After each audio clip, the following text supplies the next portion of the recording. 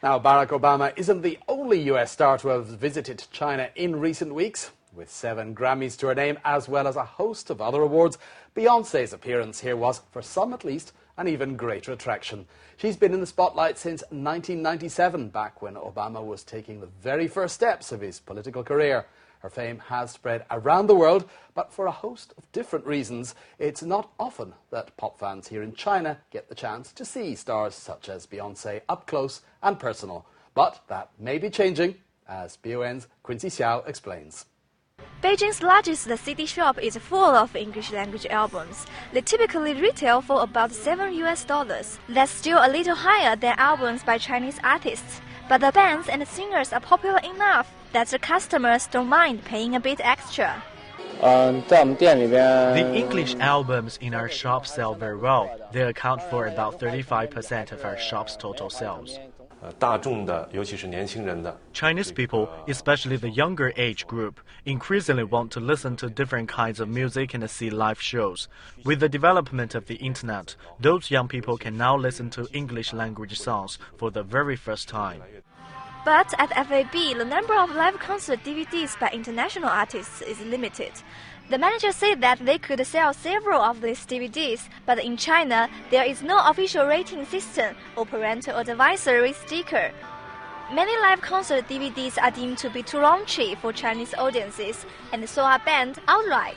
But there is one way of seeing the artist live, and that's by going to a show. At last year's Olympic Games, this is where Yao Ming and Kobe Bryant faced off in their Olympic basketball showdown. 1 year on, fans haven't come to the Wukesong Arena for some sporting action. They are here for some musical entertainment because Beyonce's in town. Oh!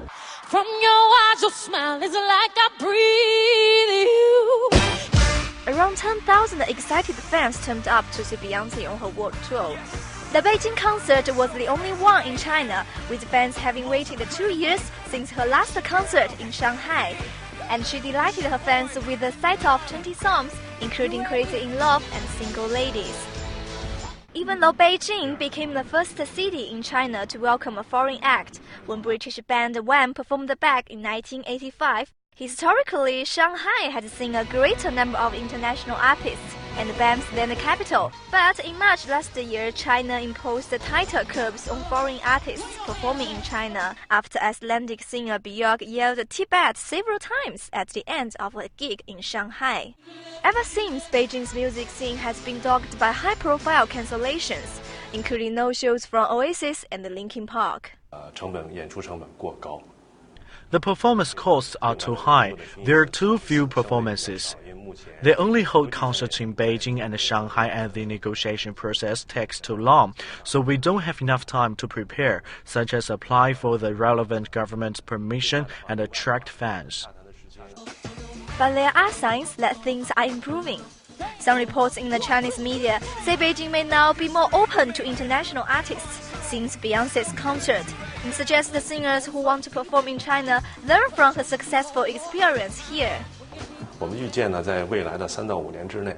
We predict that more and more international singers will perform in China as one of the stops on their world tour. For example, we're currently negotiating with US rock band The Killers.